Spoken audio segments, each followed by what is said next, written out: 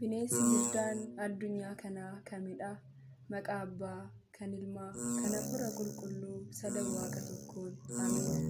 Jaalatamtoota maatii Waaqayyoo, araarsummaan giiftii keenya Maariyaam, humni fannoo Kiristoos iddoo jirtanitti sin faana haa ta'u jechaa mata duree bineensi guddaan kamidha kan jedhuun waliin turraa.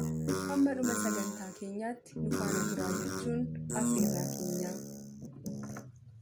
Waaqayyo guyyaa kamisaa fi jimaataatti bineensota bishaan keessatti galanii fi ala jiraatan xiqqaa hamma guddaatti hojjechuun ogummaa isaan argamsiiseera.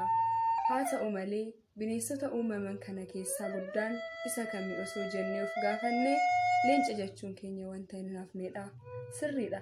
Namni ija fooniin ilaalu humna leencaa madaaluun guddina isaas ilaaluun bineensi guddaan hunda caalu leencadha jechuu danda'a. Waaqayyo ija foonii fi ija hafuuraa lamaan isaa iddoo tokkotti isaaniif kennuun qulqullummaa isaaniin addunyaa dhokataa ta'e arguun uumama ajaa'ibaa nuuf barreessan keessaa Phaaphaasii biyya Qoophiroos kan ta'an Abbaa Ephifaanos kitaaba isaanii Aksimaaros irratti waa'ee bineensota gurguddoo ta'an maqaan isaanii Behemootii fi Leewwaataan jedhaman ajaa'ibsiifachuun akkas jedhu. Bineensota kana guddina isaanii irraan kan ka'e lafa qubanamaan Behemootii fi Leewwaataan qubeellaan fakkeessuun addunyaa kanatti marsanii akka jiraatan kan dubbatamudha. Abbaan kun guddina Leewwaataan yeroo dubbatan yeroo haxxiffatu abiddi afaan isaatii baha. Afuurri isaa bishaan danfisa jedha. Afuurri isaa mukatti baanaan akka kasalaatti guba. Kitaaba qulqulluu keessattis Waaqayyo waa'ee Leewwaataan Iyyoobitti yeroo dubbatu akkas jedha. Humni isaa mudhii isaa keessa jira. Lafeen isaa akka ujummoo sibiilaati. Lagdi kamiyyuu yoo guute isa hin sodaachisu. Bishaan Yordaanos huruu isaarra yoo yaa'eyyuu inni hin baqatu. Ani Waaqayyo kanan uume keessaa bineensi kun hunda caalaa jedhee dubbata. Kitaaba Iyyoob boqonnaa 40 lakkoofsa 15 haga 24. Kabajamtoota dhaggeeffattoota keenyaa, bineensota suuraa guddaa qaban, guddinni isaanii hin tilmaamamne, amalli isaanii akka qara mancaatti kan nama sodaachisu kun leenca akka caalan wanta shakkii hin qabnedha.